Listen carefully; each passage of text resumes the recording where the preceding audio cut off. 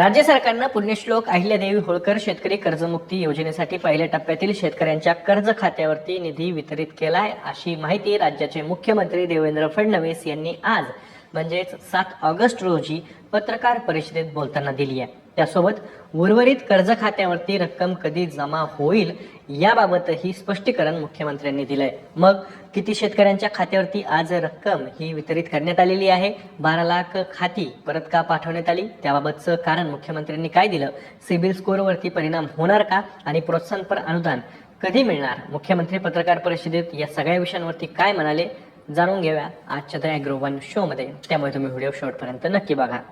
तर मुख्यमंत्री देवेंद्र फडणवीस यांनी आज पत्रकार परिषदेत सांगितलं की पहिल्या टप्प्यात 6,22,207 शेतकऱ्यांच्या कर्ज खात्यात 5,029 कोटी रुपये जमा करण्यात आले आहेत। ही रक्कम थेट कर्ज खात्यावरती जमा झाल्यानंतर संबंधित शेतकऱ्यांची कर्ज खाती पूर्णपणे नील म्हणजेच निरंक झाली आहेत, असा दावाही मुख्यमंत्र्यांनी केला। पत्रकार परिषदेच्या पूर्वी एक कार्यक्रम आयोजित करून या कार्यक्रमात मुख्यमंत्र्यांनी रिमोटचं बटन दाबून रक्कम शेतकऱ्यांच्या कर्ज खात्यावरती वितरित केली आहे। यावेळी उपमुख्यमंत्री सुनेत्रा पवार आणि त्यासोबतच कृषी मंत्री आणि इतरही मंत्री उपस्थित होते। मुख्यमंत्री यावेळी नेमकं काय म्हणाले पत्रकार परिषदेत बोलताना ते तुम्ही पाहून घ्या। मला अतिशय आनंद आहे की आपण अहिल्यादेवी होळकर, पुण्यश्लोक अहिल्यादेवी होळकर शेतकरी कर्जमाफी योजना जी घोषित केली होती, त्या योजनेच्या अंतर्गत आषाढीला आपण पहिली यादी घोषित केली होती। घोषित केलेली यादी ही आपण सर्व ग्रामपंचायतींना पाठवली आणि अगदी सिंपल अशा पद्धतीनं जे काही शेतकरी आहेत त्यांनी केवळ जाऊन आधार ऑथेंटिकेशन करायचं, कुठलाही अर्ज नाही किंवा कुठल्याही प्रकारचे इतर गोष्टींची आवश्यकता नाही, अशा पद्धतीनं ॲग्रीस्टॅक नंबर आणि आधार ऑथेंटिकेशन करून त्यांची खाती नील करायची, अशा प्रकारचं आपण काम हातामध्ये घेतलं होतं। आज जवळपास 5,029 कोटी रुपये हा पहिला हप्ता 6,22,207 शेतकऱ्यांच्या खात्यामध्ये गेला आहे आणि ही खाती नील झालेली आहेत। पुण्यश्लोक अहिल्यादेवी होळकर शेतकरी कर्जमुक्ती योजनेत एकूण 32 लाख थकीत कर्जदारांची संख्या आहे। त्यापैकी कर्जमाफीसाठी पात्र असलेल्या 16,96,000 शेतकऱ्यांच्या 2 पहिल्या याद्या सहकार विभागानं प्रसिद्ध केलेल्या आहेत। त्यापैकी 11 लाख शेतकऱ्यांची ई-केवायसी पूर्ण झाली आहे आणि त्यासाठी पहिल्या टप्प्यात 7,000 कोटी रुपयांचा निधी सुद्धा वितरित करण्यास मंजुरी देण्यात आलेली आहे। परंतु यापैकी आज फक्त पहिल्या टप्प्यात राज्य सरकारनं 6,22,207 शेतकऱ्यांच्या कर्ज खात्यावरती 5,029 कोटी रुपये जमा केले आहेत आणि त्यामुळे उर्वरित शेतकऱ्यांची कर्ज खाती कधी नील होणार आणि केवायसी जर का 11 लाख शेतकऱ्यांची पूर्ण झालेली आहे तर मग राज्य सरकार नेमकी वाट कशाची पाहते, असा प्रश्नही यामुळे उपस्थित केला जातोय। याबाबत मात्र मुख्यमंत्र्यांनी स्पष्टीकरण दिलंय। जसजसे शेतकरी आधार प्रमाणीकरण म्हणजेच ई-केवायसी पूर्ण करतील तसतशी त्यांच्या कर्ज खात्यावरती कर्जमाफीची रक्कम जमा केली जाईल, असं मुख्यमंत्र्यांनी सांगितलंय। अर्थात यापूर्वी सुद्धा सहकार मंत्री आणि कृषी मंत्री हेच सांगत होते, परंतु एकीकडे राज्य सरकारकडून दावा केला जातोय की 11 लाख शेतकऱ्यांची ई-केवायसी पूर्ण झालेली आहे, मग आता राज्य सरकार त्या शेतकऱ्यांच्या बँक खात्यावरती म्हणजेच कर्ज खात्यावरती रक्कम वितरित करण्यासाठी कुठल्या मुहूर्ताची वाट पाहताय, हा सुद्धा प्रश्न यातनं उपस्थित केला जातोय। पण मुख्यमंत्र्यांनी नेमकं काय स्पष्टीकरण दिलं ते तुम्ही पाहून घ्या। मध्यंतरी काही गैरसमज असे झाले होते की आमच्यावरचं कर्ज जास्ती दिसतंय आणि आमच्या नावावर अप्रूव्ड पैसे कमी आहेत। त्याचं कारण जे काही NPA वर लावलेलं व्याज होतं त्या व्याजामुळे ते जास्त दिसत होतं।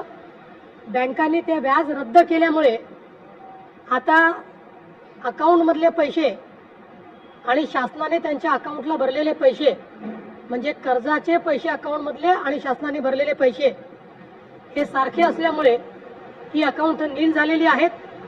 आता रोज मोठ्या प्रमाणात ही अकाउंट्स येत आहेत। अशी व्यवस्था केलेली आहे की जसे जसे अकाउंट्स येतील, ऑथेंटिकेट होतील, तसं तसं त्या खात्यांमध्ये पैसे जातील पुढे मुख्यमंत्री असंही म्हणाले की सध्या 18 ते 19 लाख कर्ज खात्यांची प्रक्रिया सुरू आहे. त्यापैकी मोठ्या प्रमाणावर खाती तपासली जात आहेत. आधार प्रमाणीकरण पूर्ण होताच संबंधित खात्यांमध्ये टप्प्याटप्प्यानं कर्जमाफीची रक्कम वितरित केली जाईल.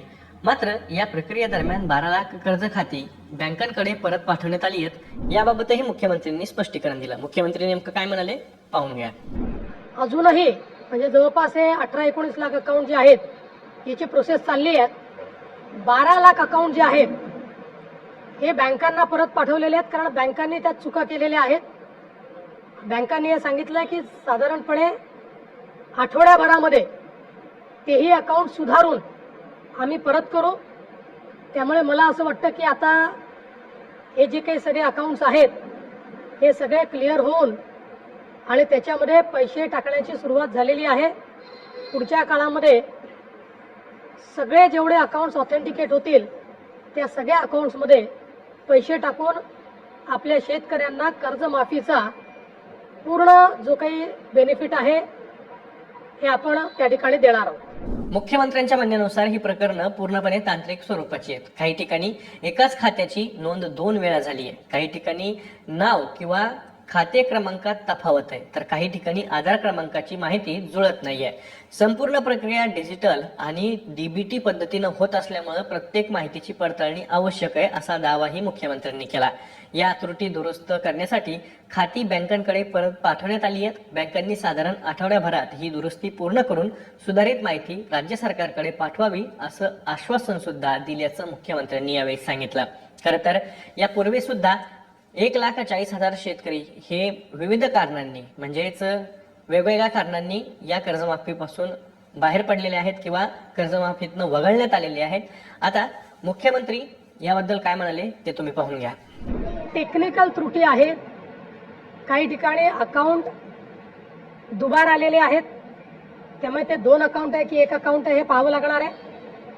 काही ठिकाणी नंबरचा मिसमॅच आहे, काही ठिकाणी नावांचा मिसमॅच आहे आणि म्हणून ते सुधारण्याकरता त्या ठिकाणी पाठवले आहेत. कारण ही संपूर्ण डिजिटल पद्धत असल्यामुळे डिजिटल पद्धतीत सगळ्या गोष्टी व्हेरीफाय झाल्याशिवाय पैसे जात नाही. डीबीटीने पैसे जातात, त्यामुळे सगळ्या गोष्टी व्हेरीफाय कराव्या लागतात.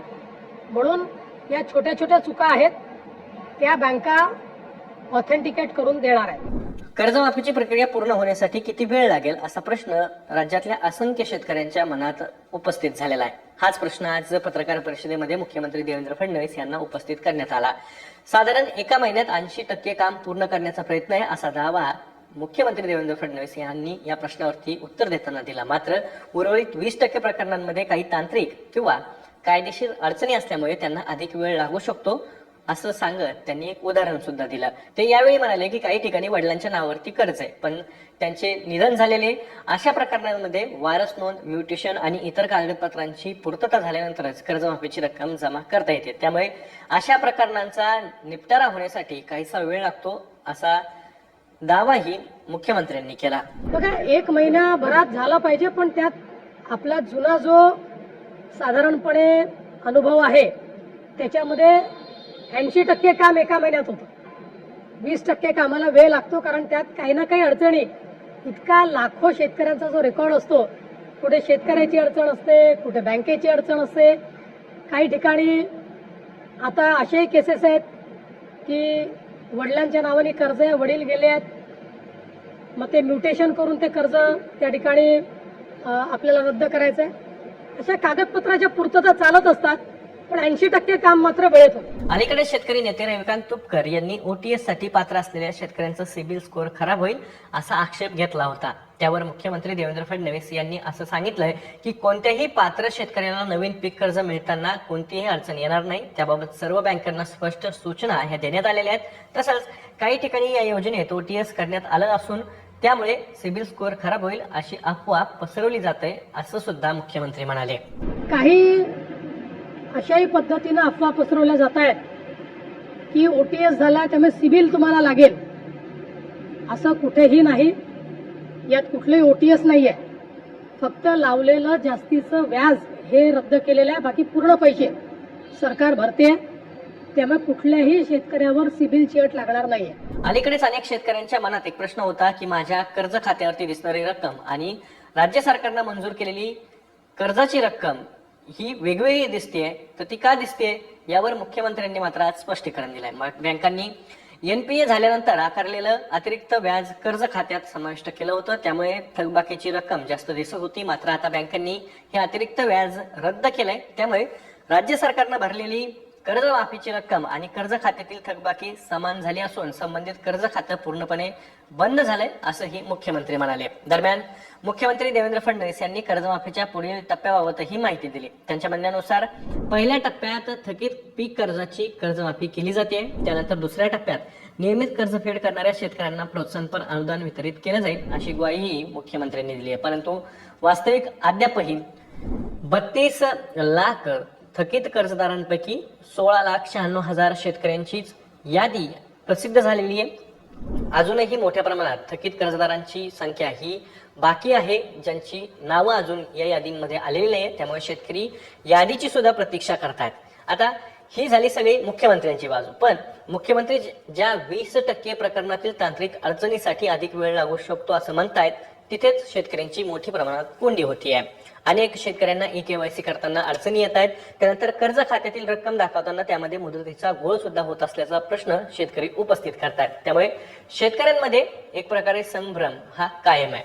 मयत कर्जदारांचं नेमकं काय करायचं असा सवाल शेतकरी विचारतायत, कारण की या शेतकऱ्यांपर्यंत अद्यापही याबाबत नेमकी काय प्रक्रिया करायची याची माहितीच राज्य सरकारकडून पोहोचवण्यात आलेली नाहीये. त्यामुळं मुख्यमंत्री महिन्याभरात कर्जमाफीचं काम 80% पूर्ण करू असं म्हणत असले तरी शेतकऱ्यांना विविध अडचणींना तोंड अद्यापही द्यावं लागतंय, हे जमिनी वास्तव आहे.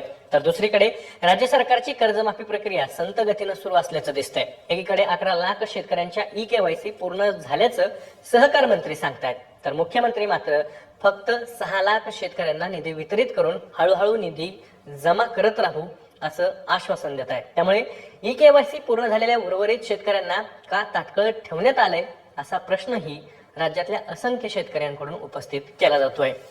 आता तुम्हाला या सगळ्याबद्दल काय वाटतंय, तुमची प्रतिक्रिया काय आहे कमेंटमध्ये सांगा. मी या माहितीसोबत या विश्लेषणासोबत तुर्तास इथेच थांबतो.